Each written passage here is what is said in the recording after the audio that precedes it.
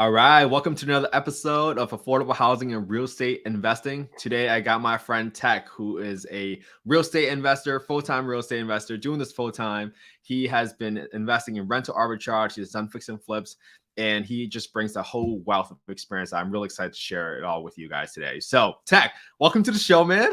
Tell the audience a little bit about yourself, dude. Hey, first off, appreciate this opportunity, Kent. It's actually my first podcast, so I'm honored to be on here with you. A little bit about me. I guess my background. I'm Chinese Cambodian. My parents immigrated here when I was about 2, so I really basically got Americanized. Learned everything through TV, Sesame Street, the cartoons. That's how I learned a lot of my English. Yeah, just long story short, I've been investing actually, I call myself the accidental investor. Bought a house in 05 and 06, back to back, not two new homes, sorry. One rental and then a new home that I moved into. Just at the time, just got out of college, making money, single. My parents were like, go buy homes, like you need the depreciation and all this stuff. And obviously as an Asian kid, not knowing I was like 25 or something like that. And just, oh, sure, mom, do that. And then all of a sudden the market just went, so became an accidental landlord pretty much then and there. So that's crazy. That's crazy that your parents already knew about depreciation. Like, tell me, what was their background? Like when they came, I think they were immigrants, you mentioned. When they came over to the States, like what were they working on and how did they learn a little bit about real estate? I'm curious to hear about their background a little bit. Well, let me start with this. So they bought their first house. I want to say it was like mid 1980s. I think it was like 1984, Wow. maybe even. And my mom always tells me this because I'm in the real estate now. And she's like, my first house, we bought it for like $75,000. But you know what the interest rate was? And I'm like, no, what? And she's like, oh, it's like 17%. I'm like, holy crap. We're here now in this environment that it's like, going up to like 7-8% or whatever, and maybe a little higher. But looking back at that, I'm like, man, 17-16% or whatever, that's insane. So but yeah, my parents knew that I needed. She's like, my mom was like, either get married and have kids or go buy some real estate and depreciate, because I had a lot of income. I was single, like making good money. At the time I was working as a tennis instructor, a tennis pro at a local country club here in DC. So I enjoyed it and learned a lot. I think that's really how I started my journey as to be an entrepreneur and trying to get into investing. Got it. Well, tell me about that first deal then. You mentioned like you kind of became a landlord by accident. Like, was it a big rehab? Like, how did you find a deal and how did you finance it? Yeah, great question. So my buddy, one of my best friends, and he still is, my buddy Ramsey, shout out to him. He's an agent still here in DC and Maryland. And so he had just got his license. Market was hot in 05, 06, or 05. And, I was his first sale. We got a condo nearby and, we made it into a rental. He's like, this will be a good place, blah, blah. My mom thought it was decent. And long story short, bought that one. Then probably about, I don't know, 6-7 months later, bought a new build, and that closed, I think, April of 2006. And then just shortly after that, the market crashed. I can't remember. Of course. But I didn't know anything about real estate. I didn't know anything about investing. Like I said, I became an accidental, landlord after all this. So learn the ropes the hard way. But that's okay. So with the market crashing in like 06 and 08, right around there, like, did you have to sell the property, and what else did you learn from that deal? I still have those. So you still have it, right? That's awesome. Yeah. I went through the hard knocks. So I'll talk about the first one real quick. Both of them were condos. The first one was basically a 1-floor condo, 2-bedroom, 2-bath here in Montgomery County, Maryland. So I rented that, bought it. We were gonna rent it, obviously, rented it out to a family that my mom knew, and then they left. Then rented another family that my buddy found. They left after 2 years, and then literally, and so I think what we talked about, I got into what we have in Montgomery County called HOC, where it's part of the Section 8 affordable housing is what it's called now. They've been there for 14 plus years. So wow. She's been fantastic for the most part. I'm not saying it's no one's perfect, right? But the government was paying.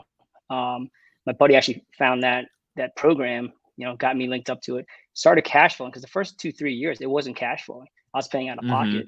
So, obviously that hurts. But I was making, money on the side. I wasn't thinking about it. Like I get depreciation. I didn't even know what that depreciation was, to be honest with you. So yeah, that deal is great. I'm thinking about when they move out to just make it a wrap now, because we both know Okay. creative finance. But Mm-hmm. the other deal was a 2-floor, brand new build, 2.5 condo. It's a great house, brand new build. My parents were like, "Oh, we're gonna move up there when we retire." Blah blah blah. She Mm-hmm. designed everything. She like picked up the Whirlpool tub, and my mom was like excited. Wow. It was probably about an hour 15 minutes away from work, depending on traffic for me. I had to live in there because Mm-hmm. it's primary residence. So I moved in there for about a year and a half, rented out one room to a friend of my brother's. Everything was good. And then I started renting it out like full time, because it's just too far to drive for me. So Got it. So you but that, had one property that's on like Section 8 and then another property that's just the regular long-term rentals? yeah. And I didn't know Okay. that the other one was in the county north of where I am. I didn't know they had a program for that. And as I started Mm-hmm. looking into it more, I actually just sold that property January of 2021, so last year. Oh my God. So let me make sure I caught that. Did you say your first tenant was in there for like 14 years? Did I catch that correctly? So the first, Wow. affordable housing tenant, she's still there. Mm-hmm. She's in my first condo that I bought. So yeah, that was in the same county I live in. So I kind of self-managed that at the same time, pretty much for the last like 13 years. My buddy got her into the house, did all the stuff, the Mm-hmm. lease and stuff. And so, but basically from then I've learning property management. Like she would call me if things popped up, Yep. and just again, learning the ropes of real estate investing, how to deal with little headaches that pop up. Yeah, but that's awesome, right? Because you mentioned like at first you weren't cash flowing, but then once you moved to the new program, you started cash flowing. And I want to make sure I call this out, because one of the biggest expenses for landlords is actually vacancy, right? Any single time someone Yep. moves out, they can go like a month or 2 months empty. And especially if you're just using even numbers, right? If you're renting out for like $1,200 a month and you're empty for just 1 month, that could be like your entire year's cash flow if you're only cash flowing $100 a month. So I think I love your example of how it worked out for you, because you became profitable by also being able to keep one of your biggest expenses down. Like having a tenant that's staying there for 14 years, that's amazing, dude. Like how did you find this tenant? Like, did you so we hear a lot about the bad rap with Section 8 and affordable housing, right? Sometimes you're inviting troublemakers, inviting drama, gangs, drugs, or whatever, but you clearly did not have that problem.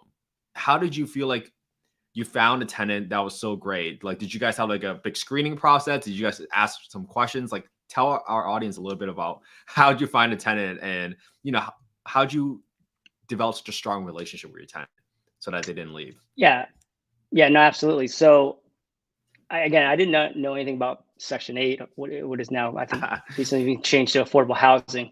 And yeah, Mm-hmm. you said it gets a bad rap.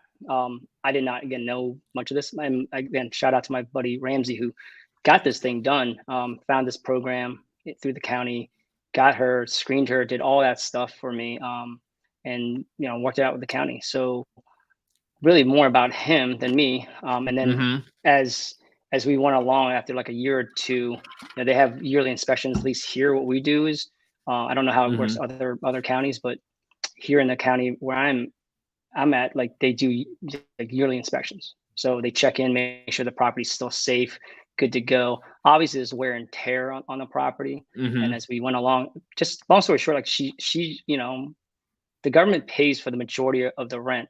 And then probably about, I'd say the last 6-7 years, something like that, maybe 5 years, she got a job. Like she was paying, like, to be honest with you, at one point she was paying $25 a month. That was her portion Wow. of the payment, and she didn't even have it.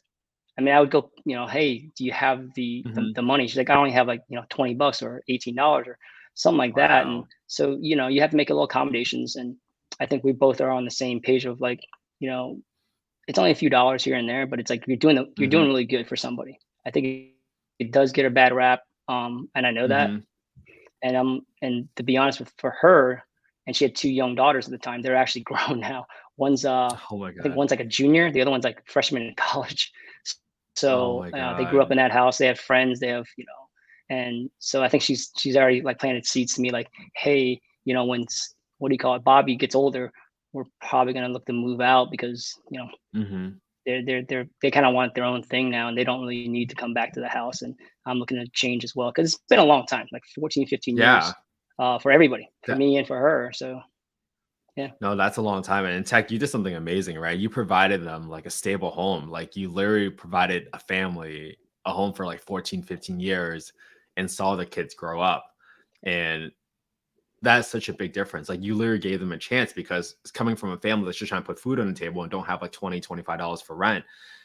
That's a big difference, man. Like you literally changed their lives. And I just want to call that out. And also thank you because, I grew up in affordable housing myself. And my mom has been in the same apartment for like 30 years now, man, 30 plus Wow. years. Wow.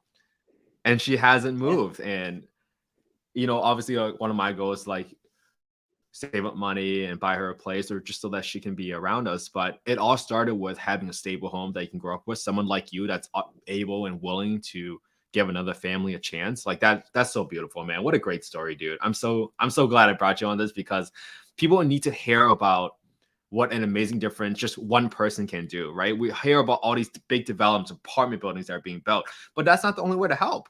You as an individual investor can step in and make an impact on just one family. And I think that's what's so cool about what you did here. And I really want to highlight that for our audience.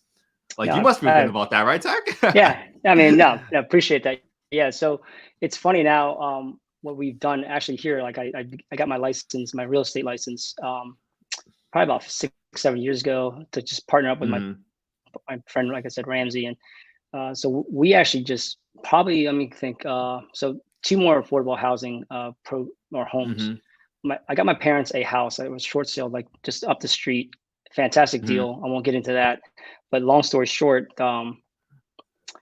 we actually rented out to affordable housing. They were like, okay, mhm. you know, so I'm getting a call. Apologize.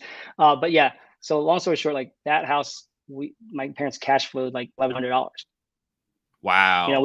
We got a good deal, and my mom was like, "You sure? You sure?" All this. I'm like, "No, yeah." I'm like, I looked at the numbers, and I don't know if every county, state has this, but like in our county, you can go to the website. Mhm, They have like mhm. per zip code how many bedrooms, and they have like basically a little spreadsheet. Like, okay, in this zip code, a 1 bedroom you can get this much, and a 2 bedroom you can kind of ask for this much as a cap, right? And each year they update that sheet. I just recently found out about Mhm. that, but so we looked at it, and I'm like, yeah, we should be able to get this rate. And we didn't even go to the top. I think the top rate at the time was like 29.10, and we just asked for like Mhm. 2,800. We're like, okay, Got it. So, but yeah, we cash flow on that one for my parents, and they're there now, coming up on 2 years. And just recently, Yep. earlier this year, we got an investor. My Mhm. One of our clients, we got him a house through another program, not Section 8, but another it's like a Mhm. homeless program, I think, within the county or something like Got that. it.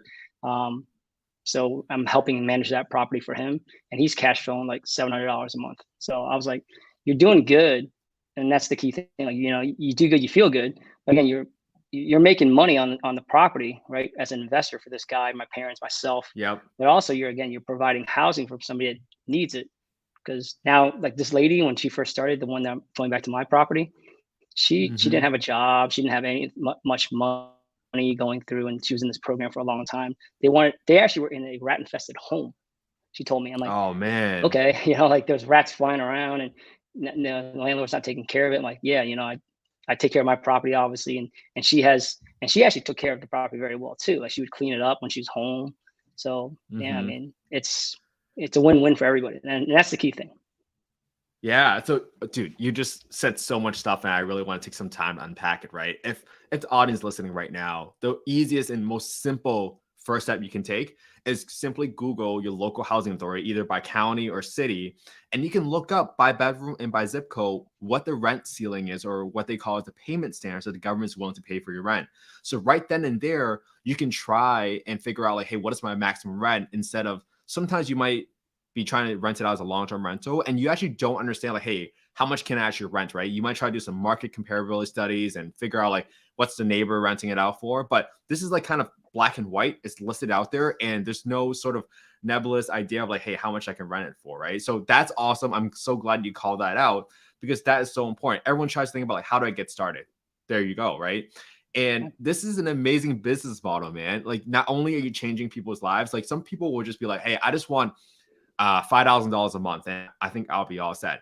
You're making $1,100 on the house there, $700 on the house there, and you think about it, it's actually not that hard to be able to create what we call like financial freedom, right? Like, you can just buy a few houses and do good at the same time and help somebody at the same time. Like, that is beautiful, man. And I'm so glad you're able to come on the show and highlight this for the audience, dude. Yeah, I appreciate that. And it's funny because like as working, so I, like the property, going back to my parents, when I did it a couple of years ago to get that renter, like we go through, we meet people, we screen them, we talk to them, we get to understand their story and what's coming, where they're coming from. And then, we still got to go through the background screening and stuff like that, but it's not based on credit because and I'm talking about credit because I already know the credit's bad. It's kind of a given for the majority, right? Like they've gone on hard times. We all will go on hard times. It's real estate's in waves, right? So we're going to be in the same boat at some time. So just give somebody give them, like you said, a chance. So the funny thing was I had a bunch of people that came in and they're like, well, they called back like, oh, since I didn't get a house, do you have another property? Can you help me find another one? And I would call other agents and I had to educate other agents. And that was the hardest part. These other agents wouldn't, they're like, no, we don't do Section 8. We don't do vouchers. We don't do, I'm like, well, what's the point? Well, we need their credit to be this much. I'm like, well, these people don't have good credit, and I get it. Like they don't have good credit for a reason. I'm trying to educate these agents like, hey, look, I'm sorry, but they're on hard times, but the government's going to pay. Like, what's the most important thing to your client? Like, are they that landlord? They want to get paid and they want to make sure their place gets taken care of. Well, I always tell these agents, like, if these Section 8 tenants or these tenants, right, and the voucher tenants, if they don't do good, they mess up, they can lose their voucher. I mean, they can possibly lose that voucher, and then they're at the last point where they're not going to get any more help. So why would they take that chance of messing up? Keep that in the back of your mind. They don't want to mess up because they would lose their housing. That's a big part for everybody. Yeah, man. And I love that you're taking the time to educate these agents and also like potential other landlords, right? Because it's not easy to overcome all these stories that people might have and like the beliefs about the program, right? And you have to educate them. And sometimes like we talk about, hey, you only want to invest in like red states, like landlord friendly states. But people forget like there are strategies to make it work in a democratic state who is a little bit less landlord friendly, but they can actually help out other people because this housing choice voucher is like hitting the lottery for people. And I can't stress this enough because look, when a family gets one of these vouchers and they get affordable housing unit, just like I tell people now, it's like 12 to 15 year wait list in San Diego. But in Boston, when I was in affordable housing, it was like 7 years. And at one point, they stopped taking any more applications for the building that I was living in. They stopped. Like you couldn't even get on a wait list anymore. So I think people need to understand, like, just because you might be in a state that isn't as landlord friendly doesn't mean you don't have leverage, right? If people just need to be held accountable, and this housing choice voucher is your best way to hold people accountable because it's a relationship, it's a contractual relationship. I'm providing you a home, a shelter, in a nice, safe neighborhood. As in return, we just want you to take care of our home, right? It's that simple, but there's many ways to make it work. And it's just all about educating people. And I love how you did that for some of your realtors and friends, Tech. Yeah. I mean, I think, going back, like, I don't know if Boston or San Diego does it, but we have those yearly inspections. So we can, they have their own, like, third-party inspector from the program come out. I also can go there if I want, and I check in on the property with her. Something pops up, she lets me know. And it's a relationship that's built, and she's good with that. And she's late sometimes on payment. I say, so long as you're letting me know what's going on, give me a little heads up. Don't just drag it out and like, oh, I can't pay you, and then like last minute or something like that. Just be upfront, full transparency. That's how I like to work. So yeah, she's been pretty good about it, man. No, that's great, Tech. And maybe at this point in time, I want to move the conversation to hearing a little bit about your other sort of experiences in real estate, right? So you have a couple of Sure. properties in rental arbitrage. And, this is kind of what I'm preaching and like what I'm trying to do for my own portfolio and my partners, right? We don't want to just do affordable housing. We don't want to do just short-term rentals because we believe it's more risky to put all your eggs in one basket. But when you have a little diversification, some high cash flow from Airbnbs, where you have some maybe lower cash flow, but not in your case. You're still making like $700, $1,100 a month, but that's recession proof because the government, like you said, even when a tenant doesn't pay, the government is still paying on time every month. So you're really hedged against like a bad recession, especially in this current economy. So tell us a little bit about, you went from affordable housing, then you went to rental arbitrage. Like what made you make the flip? Was it the attractiveness of the cash flow? Tell us a little bit more about what was going on in your head when you decided to invest in Airbnbs. Yeah. So um, to kind of backtrack on my journey, again, and back in 05, 06, became an accidental landlord. Didn't really get into, care about that stuff. To be honest, like real estate was not on the radar. Investing was not on the radar. And then like when I started property managing and understanding, like I need to, make this work, right? It's like instead of being cash flow negative, losing money every month, like let's try to get positive. And then that started me thinking a little bit more about investing. So jumped to like maybe when I was like 32, maybe at the time. I'm 45 now, but so 15 some years ago, I started looking more investing, did different things. Long story short, then I began in 2017. I got into flipping. My buddy Ramsey again got us into some deals there. We did some flips, and we still do one or two flips every year. Now, in terms of rental arbitrage, I kind of did everything backwards. I became real estate investing, as I was told later on, was you start with wholesaling, you go to flipping, and then you go into like buy and holds or rentals, right? So I kind of did everything backwards. I got the rentals first, started flipping, and then I did wholesaling when I started with sub two pace Morby. So that was like wholesaling was all of like 2021 for the most part, and found out I wasn't really good at it, and just I don't know if it's a failure or anything like that. I won't say failure, but it wasn't my personality. So and then start of or end of Mm-hmm. 2021, I was like, I need cash flow. I went back and looked at different things and went to arbitrage. Felt like it was a fit for me because I like property management. I've been doing it for so long for my own rentals, my friends' rentals, my parents' rentals, and I was like, this should work for me, right? I enjoy that stuff. Mm-hmm. So I pivoted to that, looked into some markets, started diving into some videos and courses online, and Mm-hmm. yeah, and I just started and I tried to pick up a property. Got my first one in McKinney, Texas, early this year.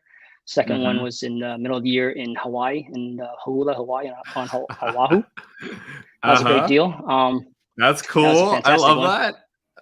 Yeah, so that was so far so good. I'm looking for the next one or two. We'll see. Yeah, dude, I love that you took you mentioned like you looked at some videos, you educated yourself, right? You didn't just dive into it, Yeah. but you didn't spend all your time just reading and learning. You actually took action on it, and you got a property in Texas, you got a property in Hawaii, which is dope because we all know how expensive Hawaii is.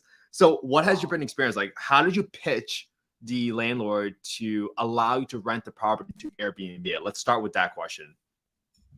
Yeah, I mean, I think it's actually I do a three-prong process, or Mm-hmm. three-question process. Like most landlords I talk to, like they'll end up saying yes because I answer again, I solve problems, right? That's what we do as investors. So most Mm-hmm. landlords they want to make sure that they're getting paid. And what happens if Mm-hmm. we have to evict you? And then finally, like, Mm-hmm. will my property be taken care of? So number one, yeah, you're going to get paid because you can evict me. Mm-hmm. Secondly, because I always say it's easier to evict a company, which is my company when I sign the lease, versus a family, Mm, right? Through pretty much from all the got it. states. So it's a lot easier. Number one, number two are taken care of. Obviously, I'm going to pay you. And number three, how the property gets taken care of is because I always say to the landlord, imagine me if I came in and I'm a guest of this property and it's trashed or it's Mhm, something beat up. It's not clean. I want to get a bad mhm, review, right? So why would I have my right, business, you know, be in that situation? I'm going to take care of your property, right? I'm going to yep, clean it up each time people come through. Something small happens, I'm not going to call you. I'm just going to go ahead and take care of it. So like a clogged toilet or something needs to be fixed. Actually, I just like 2 weeks ago, after I got back from our Phoenix trip there, I had a message, sink is clogged, guests didn't tell you. I'm like, okay, cleaners told me, got somebody out there. Oh, Like it was like, I think it was like $90 or something like that. It was nothing major, thankfully. But like I didn't even tell the family. I was like, yeah, let's take care of it. Don't worry about it. yeah, that's exactly right. And I think people forget that this is just a customer service thing, right? It's like, hey, people are pretty understanding that when problems happen, like things happen on my Airbnb all the time, but we always try to listen, we acknowledge it, and we just kind of solve it, right?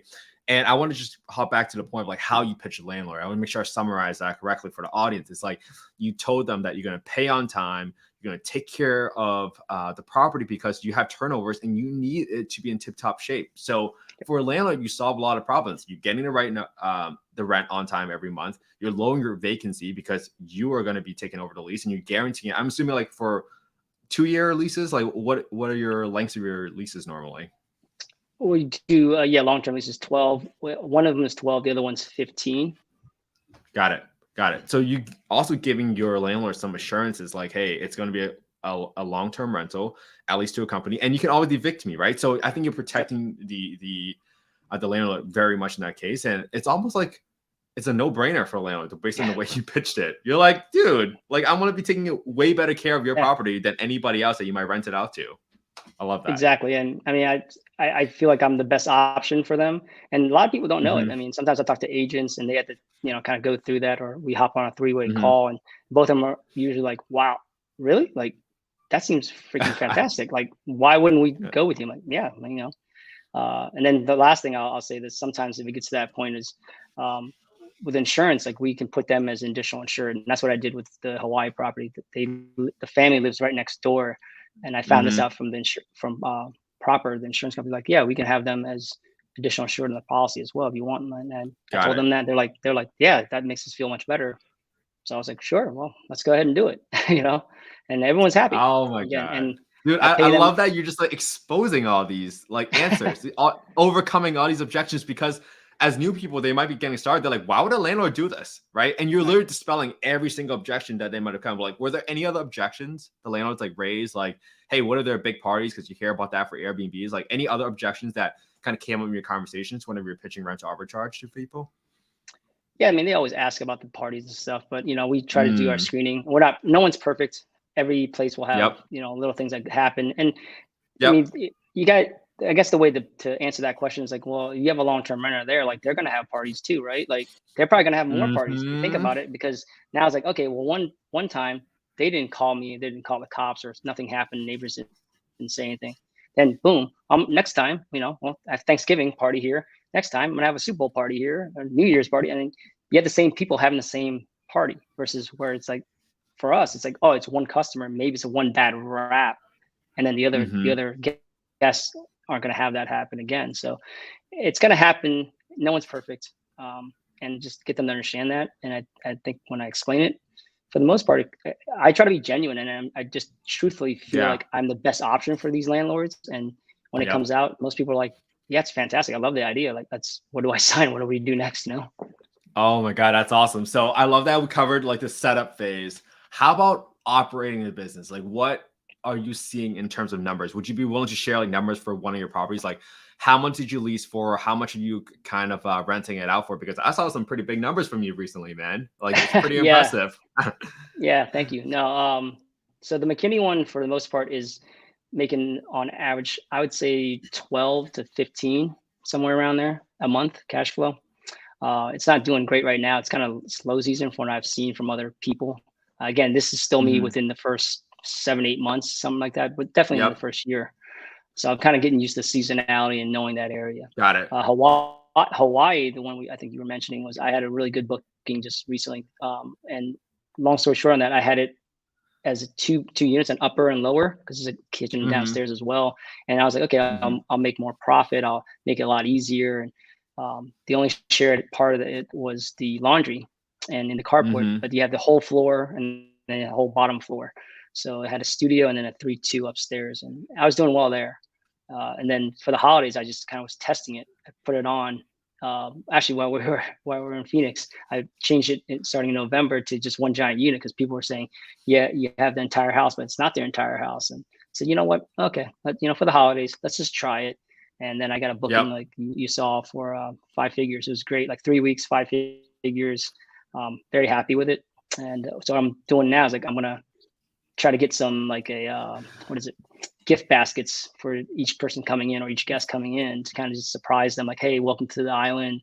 Hope you enjoy your time or however long you stay. Dude, let's go, man. A 5-figure booking. One booking, 5 figures. That I'm sure that covers more than your rent, right? I'm assuming that covers your rent far and beyond it, right? Dude, that's amazing, dude. So we congratulations, dude. Thank you. Yeah, so we're good for November, and I think we're halfway through December right now, and yeah, it's going to cash flow. My numbers to go back is my rent is 6,200.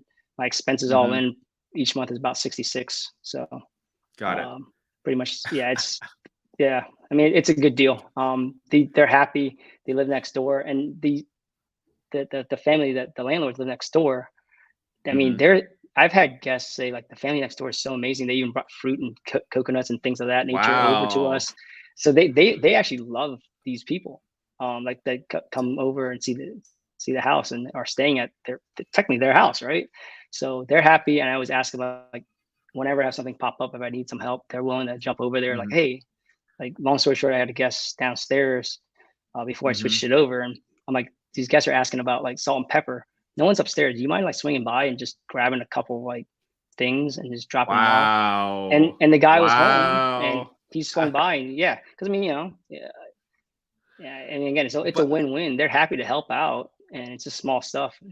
So hold on, I gotta highlight that because you have built such a strong relationship with your landlord. Because one of the hardest things to operate in Airbnb is finding the right help, like cleaners, the handyman, and stuff like that. So finding reliable people and responsible people that are going to show up whenever you need them to, like, that's the hardest part of running Airbnb. Like, people don't talk about that because it's not the sexy part of like getting a booking.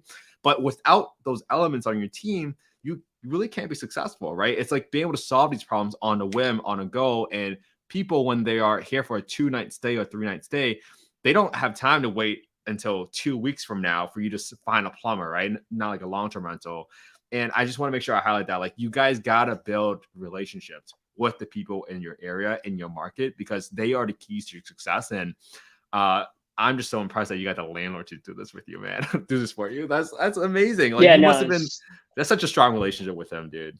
I love it.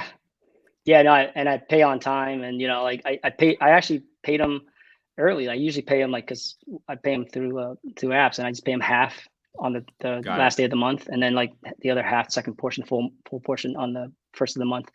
But yeah, they've been fantastic. They've been very good help, and they even have references like, if you need a handyman, we have somebody, because they just finished up the house. So they already had people they could recommend. And like you said, going back to cleaners and handymen, that is the hardest part, finding good people. And where this property is, it's kind of far northeast of on Oahu, so it's pretty much the countryside. It's very hard to find good people. So I pay my guys and the people there well. I have to. I need that help, and since once you find somebody good, might as well pay them well. I mean, I'm like all the way on the other side of the country, technically, like right, like as far as can be. I'm in Maryland. They're all the way in Hawaii. I mean, I flew out there. It's like a full day, so I'm not gonna be able to fly out there. Got it. No, that's amazing, man. And like, I want to call another maybe a little gem there. You actually pay your landlord half during a month too. Like, is he super happy about that? Was that in your contract, or just something that you decided to do to kind of help him out and show as like a show of good faith or something like that? Yeah, I mean, because I wanted to pay the full portion, basically on the first of the month, right? Like you pay your rent. So what I did was I started paying him like on the 30th or 31st or whatever, the last day of the month, half, and then the other half coming up. So we worked that out, and he's happy with it. They're happy. I mean, she is a young couple, and they have a dog. And I mean, I've asked them like that actually to just recently asked them like earlier this week, like, hey, you guys mind shooting me a little video testimonial? They're like, yeah, absolutely. Like, what do you need? What do we say? Wow. I'm like, no, just be genuine. Just be genuine. I want to put it on our website and kind of get stuff going to build that website to kind of, for other landlords that they have questions. So I love that you're getting some more credibility by kind of building up your reputation, getting testimonials, and it's all stems from you just being a professional and working really, really well with your landlords, man. Dude, I love that. I mean, also, I want to get to the next question for here. How did you finance all the furniture for these rental arbitrages? Like, where did you get the money from? Did you have to partner with some money, or did you fund it yourself? Great question. Yeah, so I funded myself. So for Hawaii, so I learned my lesson. Let's put it this way. I went on my McKinney one. I went out there and I was planning on to do, I think it was like 10 days I planned out to be out there. I was going to buy furniture, you know, from Facebook Marketplace, different things. And again, I have to shout out some people. Like, I had people help me out from the sub 2 community. We're part of Carolyn, Myron, Briley. Fantastic. Love it. They got the trucks. We hauled some furniture together. I mean, they're a big help, major help. There's Justin Minikes came out and helped me put some stuff together. LJ Browner, Cheng fan. I mean, there's so many. But the other person was Tracy Tran. I'm not sure if you know her, but Tracy came out, like met me at the house the first day, helped me design, like, you should do this here and this, and put a bunk bed here. And then we started looking for furniture. She drove us around to look for, you know, all the bedding. She did extra. I mean, she did beyond what she needed to do.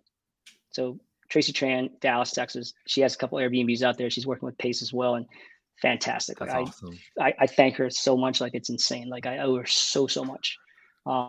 But yeah, I learned my lesson from that one. I'm like, I'm not going to take. Actually, I extend my stay like 3 extra days, almost 2 weeks, to just finish design.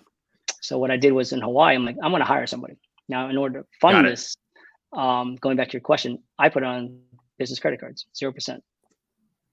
Awesome. I love that, because I think people always think about, like, well, I can't do it because I don't have money. And for you, someone that has some experience with real estate, you're like, well, how can I do it? There are 0% business credit cards that you could put over payment plans that you can fund it and then have the cash flow from the property just kind of pay it off, right? So you don't have to have so much money out of pocket. You might need a little bit of money for first and last on a lease. But for the most part, there are different options and financing options to get started. So really, there's no excuse for people not to get started on this. Like, you have literally laid out for them how you can talk to landlords, how you can convince them. You have also laid out for them how to get financing for the furniture. So anybody can get started, right? Like, you don't have a superpower that I don't know about, right, Tech?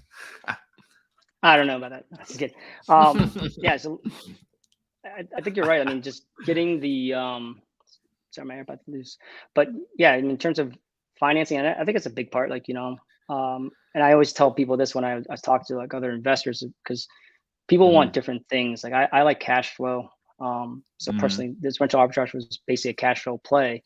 It's when I talk to other investors, like, you know, you can have a wholesale business, you can have a flipping business, whatever the fact. But really, like, if I was to buy this property, like in McKinney, just going back to numbers, like it was half a duplex, one side of a duplex, and I think the value at the time when I was renting it was, I want to say probably 265, 275. So if you were to buy it traditionally 20% down or whatever, that number's definitely five figures. But my numbers when I went into this deal was, the rent was $1,900. So I had to pay first month's rent, second month's rent, and then a $40 application fee. Under $4,000 just to get into the house. So either way, I still had to furnish it, right? So I was either going to put about $4,000 in to start, or you know what, I don't know, 35, 40,000, whatever that is going to be for the you know, if I bought the place, right? So, and then you still have to put like what, $10,000, $20,000, whatever it is, to furnish it. So it's the same cost, but I come into with less money, and I don't own the property, which is a negative. I love to own property, but for this play, it was for me, to be honest. This property in Texas was a beta test from this business model for me to just take action. I was going to make mistakes. I knew I was going to make mistakes. I was like, I need to learn, and let's go ahead and just start that and like learn how to operate it. Some people have asked me all the time, like, why did you just go to Dallas when you're in DC? Well, number one, DC and the surrounding area and the counties where I am, they have really tough laws on short-term rentals. So got it. I had to, you know, make a move. I had to pivot. You know, Texas was great. I was looking down southeast Virginia, had to run some issues there, and I basically pivoted. So got it. Don't let stuff stop you. I completely agree, man. It's not about like people always complain about lack of resources, but you really just got to be resourceful, which is exactly what you did. You went to Dallas, you got some help because you were a good person first. You helped so many people, and I know that's your reputation within sub too. You helped so many people, so people are willing to kind of give back and help you out. And I think that's just so important for you just to highlight for all of our audience. Like you just continue to build relationships with your landlords, with other real estate investors, and you try to give first and lead by example. And I think that has contributed so much to your success, man, today, Tech. And dude, I love your journey, and like you're just able to share different ways of being successful in real estate. Everyone thinks you had to buy a property, but look, rental arbitrage, like the way you approached it, that was a really small risk to take. 1900 was it 1900 there, 1900 there, $3,800, and then you got to pay some money to furnish, which you can finance through credit cards. So all in all, worst case scenario, what are you out? You got to pay the monthly lease, and you might have to sell off the furniture again that you bought on Facebook Marketplace. The worst case scenario is really not that bad. And I think that's what stops most people. It's the fear, right? So if you had any sort of mindset related advice for the audience today that's thinking about getting started, man, what would you advise them on? Like, what's your advice on kind of get started? Yeah, I mean, mindset, I think it's the biggest thing when it comes to real estate. I think a lot of real estate investors that have been in the business for a while, and don't get me wrong, I've only been in it full time just for actually about 2 years. November, I think it was November 1st, November 4th or something like that.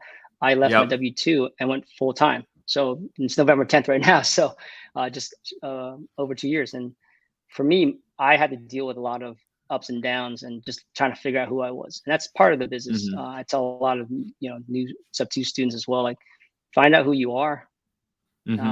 Try some stuff too. Like, I mean, you hear our mentor Pace talk about, do it for 30 days or not, sorry, 3 months. So 90 days. Right. So for me, constantly fighting ups and downs. It's not going to be, let's put it this way. I actually told the wife of the Hawaii property, she's like, is everything going this smooth? She actually asked me at one point, does everything go this smooth? I go, no, when everything goes smooth, I'm actually more worried. I actually expect little bumps in the road because that's part of the life. Right. Yes. And right.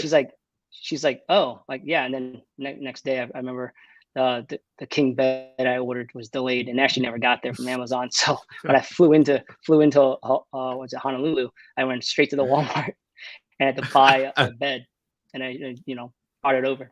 So yeah, nothing goes smooth. Part of life, right? It's you get knocked down. It's a matter of you getting back up. So what they say, you only fail if you quit. That's true. And man, I love that you highlighted another problem that people can expect to face, right? It's like when you handle the shipping and the setup for so much furniture at your property, there's going to be returns, there's going to be things that don't show up, and there's going to be problems. But I think just knowing that that's going to happen so that when it happens, you're mentally prepared for, so you don't freak out, is so important. And again, just knowing, and also like you can talk to anybody in your real estate community and be like, hey, I'm running into this problem. Have you guys ever faced something like this before? Right. And I think that's why it's so important for us to surround ourselves with people that are doing it, so that if you have problems, you can always have someone else to ask a question about, so you don't feel so alone. And I think having that community support is what I've learned is so important to be successful in real estate. It's like building those relationships, but knowing that when you come across a problem, you can also reach out to somebody else. Like if I had a question about rental arbitrage, dude, I would ask you. If I wanted to pitch a landlord now for a rental arbitrage, I'd be like, hey, Tech, let me get that video, bro. Like, let's use this video, and maybe I said like, hey, you're my partner or something like that. But I just knowing that how you can be resourceful, and just because like I haven't done a rental arbitrage before doesn't mean I won't. But now I know who to talk to, right? And it starts with just branching out and make sure like you talk to people. So that's awesome, man. Hey, Tech, what do you need in your business right now? Do you need private capital? Like, what can our audience kind of reach out to and help you out? Because you are definitely ahead of you're more ahead than some newbies out there. So maybe some newbie can come out and help you out, but tell us a little bit more what you need in your business right now. Yeah, I mean, thank you. So obviously we're always looking for raising capital. Like we need capital for different projects. I've got a couple different deals in the pipeline, not rental arbitrage, some buy and hold, some creative finance deals as well. So yeah, capital is always important. And I personally love giving information. Like I get on the phone all the time. Someone actually was like, you need to get off the phone and work on your business. So to revert back, to kind of what you were saying just recently, it was like the community. First off, I mean, whoever watches this, you have to join sub 2. It's just no doubt. It's slam dunk. It's the best freaking community in the world. And for Absolutely. real estate Absolutely. investors. And I'll tell you a quick story if you guys don't mind. Like Yeah, go for it, please. when I went for this Dallas property in McKinney, I like 2 weeks before I was like, oh, I just locked up the lease, and I posted into sub 2 like who's in Dallas. I'm coming to Dallas to set up an Airbnb. We ended up having a little meetup. I think for Saturday night I was there. Some furniture was already in place and stuff like that. But so a lot of these sub 2 students, because of COVID, hadn't met each other, even though they're all like roughly in the same, Dallas Fort Worth area. So it's kind of cool to bring some people together. Number one, but here's the greatest thing about why the community is the best. I tell the story all the time. I knew nobody like that was there, like Tracy Tran, Christy Pate, Carolyn and Myron Riley. I mean, these people like Justin Minicke, who lives nearby my property, still helps me out in both things. LJ Brown, who's moved out, Cheng fam, who helped me. I mean, there's there's Karina and Carlos. People came out and they helped me put stuff together. They helped me buy furniture, help me haul material, look up on Facebook Marketplace. I mean, just a ton of help. And none of these people I knew before I went out and posted this. That's crazy, right? It's almost mind-blowing when you tell the story to other people. People don't believe me. I'm like, I literally was going out there by myself, knowing nothing how to set up, knowing, other than, okay, I know where I'm going to stay. I know I'm going to get my car. How do I set this up? I have no design ability. Guys, I still have no freaking design ability. I'm terrible. I need help like crazy. So that's maybe another person. I need an interior designer and somebody to help work on my systems. But other than that, like I just kept moving forward and taking steps. And, the community is amazing. I just post, like even in Hawaii, when I went to Hawaii, I was like, hey, I need this. I need this Kama High. He said, oh, here's my photographer. Use him. I use him. Wow. His videos and pictures are fantastic. Like, so if you need somebody on Oahu that needs photos, I got a guy for you. Like, and same thing, the photographer I got for my McKinney property got from Tracy. So I'm using other relationships, and that's what I'm really good at. Probably my superpower, I guess, like, is just networking and meeting people. I love talking to people. I love educating. I was 20 some years as a tennis coach. I love passing on knowledge and coaching people. So I mean, just I want to thank all those friends that helped me out. I definitely don't do this alone. Absolutely no way. And I love that, man. Like, this has been an awesome real estate community, and it definitely helped me address one of my biggest fears too, which is how do I find the right contractors, right? And you don't need to find the right contractor stuff. You can just ask people. And I think for anyone out there that's looking to join a community of real estate investors or another mentorship, do your due diligence. Like, you got to talk to people that are in those programs to make sure like you're filtering out for the right tribe that you're trying to attract, because not every real estate community in the world is going to help as much as what we have seen here within sub 2, where someone shows up and like, hey, can anyone help me? And so many people raise their hands. And I think that speaks volume to the type of people that we're around. And it's so amazing. And just to hear your stories about like, hey, these are real truths, right? When you tell people about these stories, they're like, no way someone that never met you did that, right? Because you and I stayed together in Phoenix and we have never met each other before. But guess what? We hit along well, and we know that if we're like-minded and we're kind-hearted, like we're gonna get along. I mean, we're all on the same journey, right? Like we're all trying to make money. We're trying to help. Whatever. There's a why, right? Obviously, I think a lot of us get into real estate because we want time freedom, financial freedom. But at the back of our minds, don't we all want to like do something good and help our families?